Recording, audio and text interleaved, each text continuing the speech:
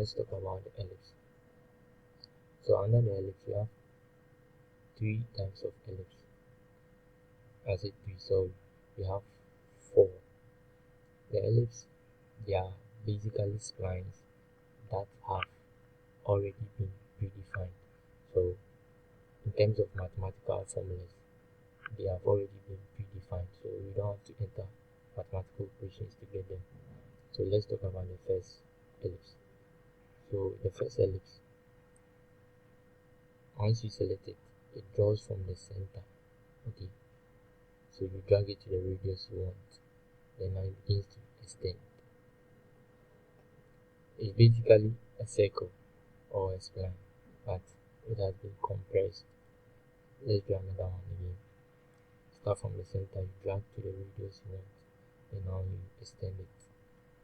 So this is the first line. If you're okay, you can press escape or accept it from here. Then the next one is the partial ellipse. So it's a partial, so mean not full. So you start from the center, you drag it to the end point, you click again, and it begins to give you the partial length of it. Okay, so assuming you want it to end at this point, that's where it ends. If you're okay, you accept it from here or you press OK. Let's do it again for the last time. Center, drag it to the radius, then you extend it, then you move the last one, good, then you get it.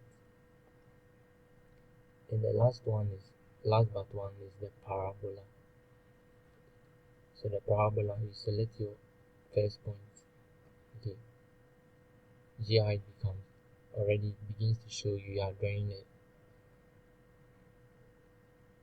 curve. Okay, so assuming I want it to start from here, let me bring it closer so I can see it well. I click the end point, then it begins to ask me click another point, and I start to get my parabola. See how it works. Let's draw it again. So the first one gives you the radius, the first radius. Okay, so if I want it to be more close, I select here. Then the next one is the point I want it to start from. So if I want it to start from, it will be at any point on this line.